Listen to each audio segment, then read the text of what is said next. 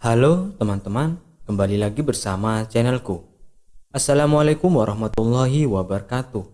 Kali ini saya akan kembali menceritakan sebuah film yang diangkat dari sebuah kisah nyata. Film yang bertemakan penjara ini berjudul Bronson, menceritakan tentang kehidupan dari seorang narapidana yang bernama Charles Bronson. Charles Bronson ini merupakan seorang narapidana terhukum seumur hidup yang dinyatakan oleh kerajaan Inggris Raya sebagai seorang narapidana yang paling kejam dan ditakuti oleh semua penjara di Inggris. Kisah hidupnya ini kemudian diangkat ke sebuah film layar lebar yang berjudul Bronson.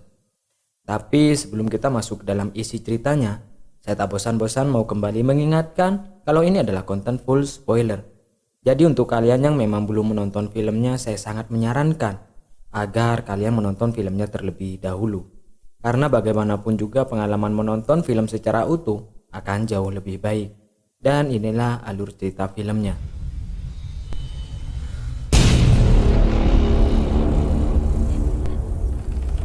Pada tahun 1952, di kota London, Inggris Raya, lahirlah seorang anak laki-laki bernama Michael Patterson, yang nantinya akan merubah namanya menjadi Charles Bronson dan dikenal nama panggilan Charlie Bronson. Waktu berlalu dan tumbuhlah Charlie menjadi seorang anak yang sopan dan juga pendiam. Namun sebagai seorang anak yang pendiam, Charlie cukup populer.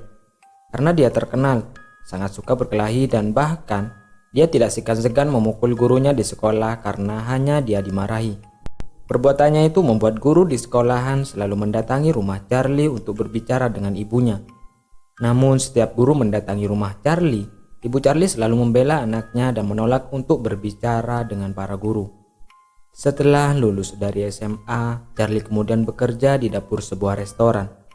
Setelah bekerja selama 2 minggu, Charlie merasa bahwa gaji yang dibayar oleh bosnya terlalu kecil.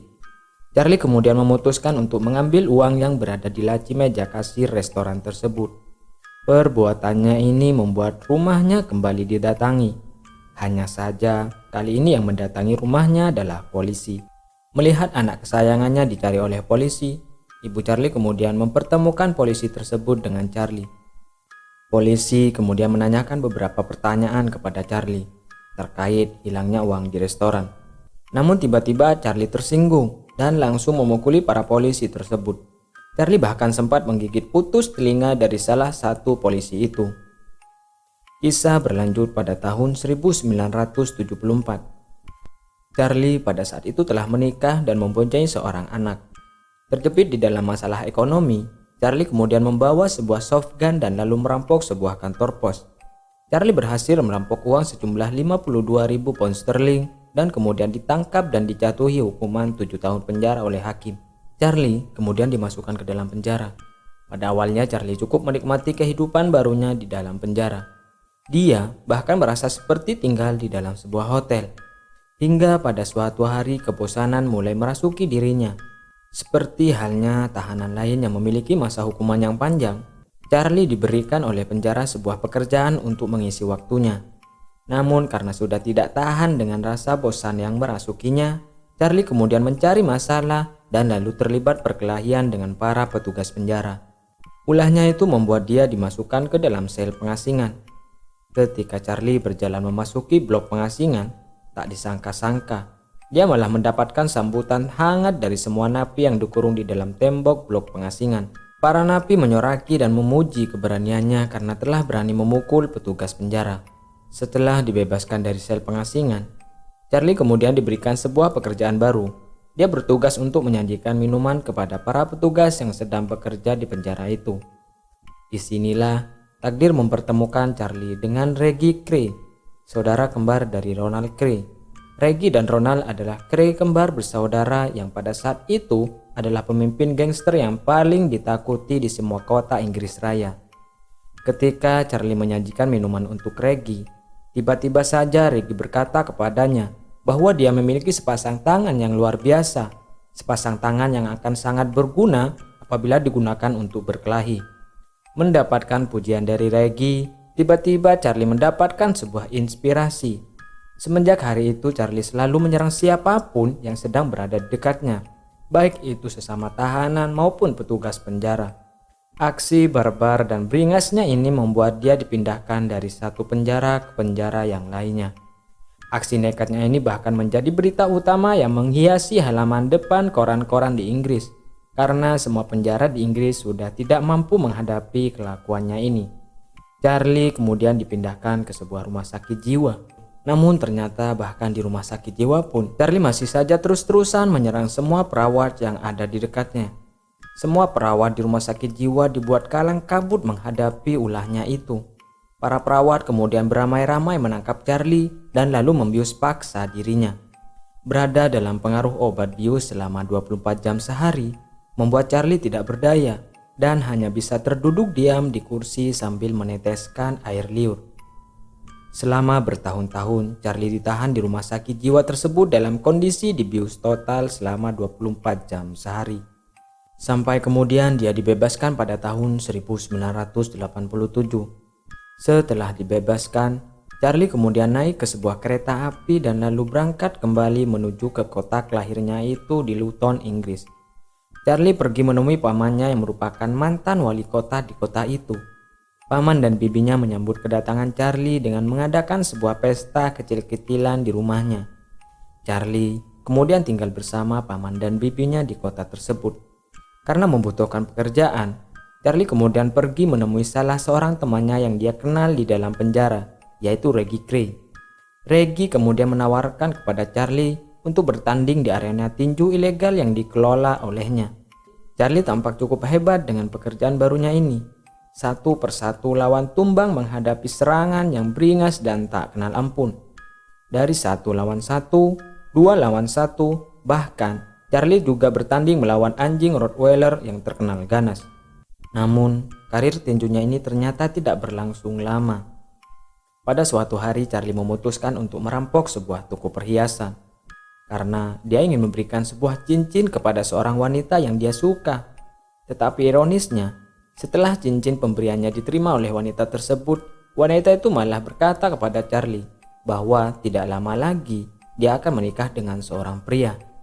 Mendengar perkataan wanita pujaan hatinya itu, Charlie hanya bisa tersenyum pahit sambil mengucapkan selamat kepada wanita tersebut. Selamat tinggal maksudnya. Tak selang berapa lama kemudian Charlie ditangkap oleh polisi dan lalu kembali dicebloskan ke dalam penjara. Beberapa hari pertama di dalam penjara dilalui Charlie dengan tenang dan tanpa insiden. Hingga kebosanan mulai kembali merasuki dirinya. Charlie kemudian menyandra salah seorang petugas penjara yang sedang mengantarkan sebuah buku bacaan ke kamar selnya.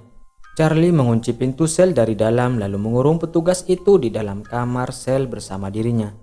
Tidak lama kemudian kepala penjara segera menelpon ke kamar sel Charlie untuk bernegosiasi dengannya. Namun Charlie sama sekali tidak meminta apapun dan malah kembali bertanya kepada kepala penjara apa tawaran kepala penjara jikalau dia tidak ingin Charlie kembali berulah.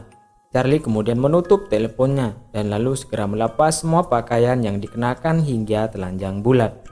Charlie mengambil sebongkah mentega yang dia sembunyikan di balik bantalnya dan lalu menyuruh petugas yang disandranya itu untuk membantunya mengoleskan mentega tersebut ke badannya. Tidak lama kemudian, kamar sel Charlie segera diserbu oleh para petugas yang segera membabi buta mengeroyoki dirinya hingga babak belur. Charlie kembali dimasukkan ke dalam sel pengasingan dengan kondisi badan terikat dan mulut terbungkam. Kepala penjara kemudian mendatangi Charlie dan lalu melakukan negosiasi dengannya. Kepala penjara meminta Charlie untuk menghentikan ulahnya yang beringas itu karena dia khawatir dengan keselamatan anak buahnya. Namun, Charlie tidak meminta apapun dan hanya diam sambil menatap tajam ke arah kepala penjara dan para anak buahnya.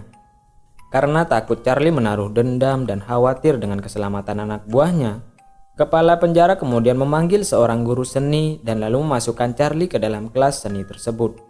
Ketika Charlie sedang melukis sebuah gambar, guru seni kembali memberikan pujian atas lukisan yang dibuat oleh Charlie.